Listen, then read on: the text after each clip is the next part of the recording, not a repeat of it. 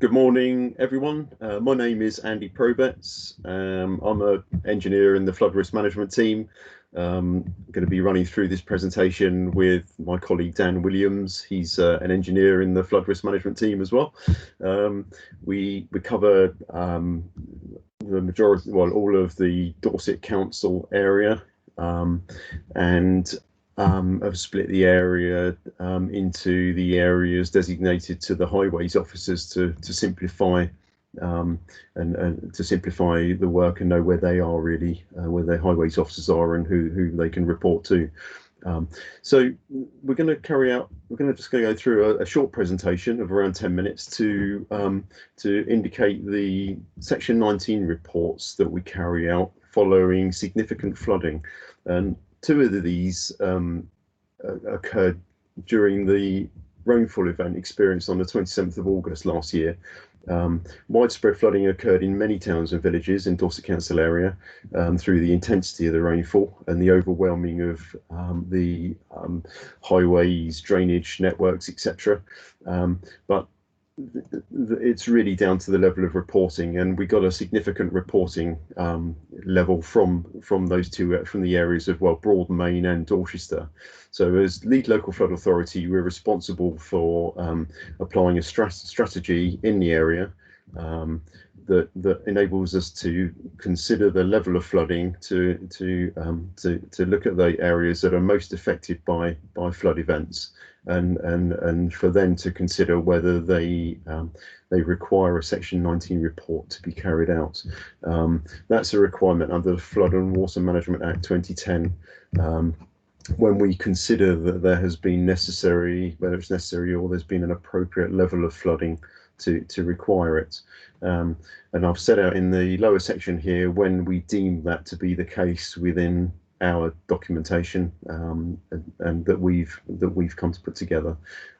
So in majority of cases, that's where 5 or more residential properties are internally flooded, or 2 or more business premises. Perfect, amazing. Thanks, Andy. Morning, everyone. So as Andy said, my name's Dan. I work in the flood risk team. So we are currently taking 2 Section 19 reports for the event on the 27th of August last year, one for Dorchester and one for Broadmain.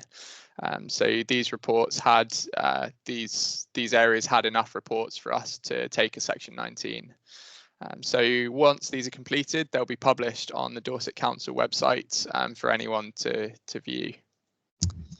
So for the Dorchester flood investigation, multiple areas in Dorchester were affected, the main ones being Kings Road, Fordington High Street, Olga Road and Weatherbury Way. All of these areas are low points, not necessarily the lowest points in the town, but sort of low dips where water can accumulate. So we saw a lot of word of mouth reporting and on the Dorset Echo, but we didn't see many reports on our Fort system. So I actually took a letter drop to the areas we knew had been reported.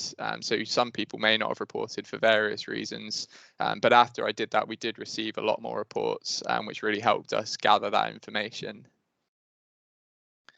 And the actions we've taken so far, we've involved highways very closely, who have cleared any blockages in the gullies, and they've added any gullies which weren't on the maintenance schedule before. They've added those to the regular maintenance schedule, and this is covering all of the areas that were affected. And we've also, where necessary, we've advised the residents on property level protection, pointing them towards the Blue Pages website, which has loads of information on property level protection. On Kings Road specifically, there's a lot of Wessex Water pipework and infrastructure around there. So they've taken a CCTV survey, which has highlighted a few areas which require maintenance, and they've now added that to the regular maintenance schedule as well. And in Weatherbury Way, this was a bit of a unique one where it has Manor Park School just to the north of it. So a lot of the runoff affecting Weatherbury Way came from the playground. So we've actually worked with highways and with the school to develop their drainage strategy and try and manage that surface water a bit better. And there will be further actions taken from the Section 19 report, but these are just the ones we've done so far. So as we work through the Section 19, that will highlight other actions to be taken. So now I'm going to pass over to Andy to discuss the Broadmain one. Thanks, Dan. Yeah, with regards to the Broadmain, the same flood event caused flooding in several areas. I'll run through them. I've done them as individual slides. I've had an initial conversation with Richard, the flood warden, on the parish council. Very helpful. The main significant event occurred in Main Street, where there's obviously the effects of vehicles passing through as well with bow waves. It didn't help that much of many of the gullies, the highway gully network was found to be blocked from debris, silts and runoff over the summer months, etc., and the autumn. That didn't help the situation. So we saw we've had that extensively cleared since and worked with highways. There's further work to do there on looking at the drop curbs. Some areas the drop curbs left to enable water to go up over the pavement and into thresholds and flood some properties internally. So there's a clear need there for further work and to look at how we can keep an eye on that highway network system. And there's further meetings for me to have there, and then to update Richard and the parish council accordingly. That's ongoing. In Cowleys Road, there were a couple of properties that suffered. Much of that water materialised, flowing over Osmington Drove, overwhelming the highway network again, the drainage network, and reaching to low thresholds at properties. One resident has taken some actions there that already improved the situation. As soon as I'm able, and there's a highway officer that's willing to meet outside of the current regulations, then we'll have further conversations and see if any further improvements can be made. But as such, it's very much down to the overwhelming of the highway drainage network due to the intensity of the rainfall again.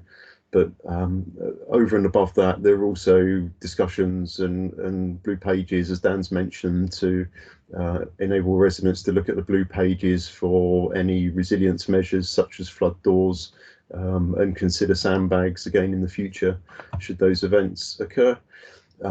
In Rectory Close, we have a slightly different issue. Here it's down to a known and mapped highway drain which is linking gullies in the road, but that actually feeds into the Wessex Water public foul sewer, and on the day that inundated that foul sewer with surface water and led to foul sewer flooding over gardens and internally in one property on the corner.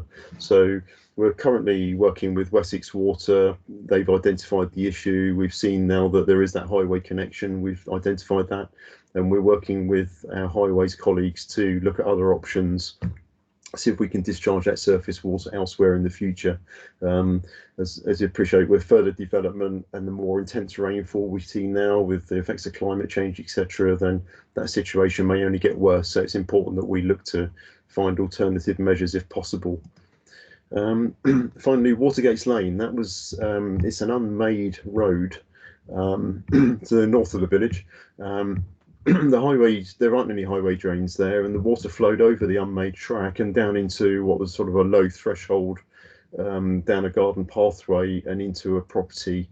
So the only really only available measures there really are with property resilience, and the ability to look at flood doors through blue pages, etc., and then the possibility of sandbags, that property owner could look at having sandbags that are ready in future.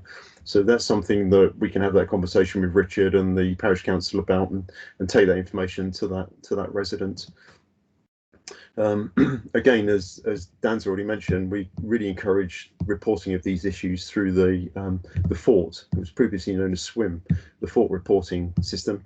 This is where we build a picture of significant flooding. So the more reports we get, the more we're able to designate our efforts into the villages and parishes where significant flood events have taken place. So very important that we receive those reports. if residents aren't keen on identifying individual properties, then they can be reported as area flooding as well on that database. But it's useful to us, and also to report the highway flooding through Dorset Council website, as well, to report to highways their blocked infrastructure, and ensuring all year round that's reported, and those gullies are kept clear and any associated network, etc., that you're aware of not working. You can also, on the Dorset Council website, request street sweeping now as well, which is also useful. But overall, the Section 19 reports then enable us to investigate the reasons further, to work with the parish council and the flood wardens to look at areas that, and options to improve the situation and reduce the future risk of flooding, and to tailor the flood management plan for the parish as well, so that document can be updated to ensure that it encompasses the areas of previous experienced flooding and any measures and vulnerable people within those areas that need to be taken into account. So really useful. That comes to the end of our presentation. These are the emails for individuals for us here in flood risk management. So if you'd like to email us after the event, please do. There may be an opportunity here to ask questions, but otherwise feel free to send any questions in to us and we'll answer as best we can as quickly as possible. Okay, many thanks. Amazing. Thanks, everyone.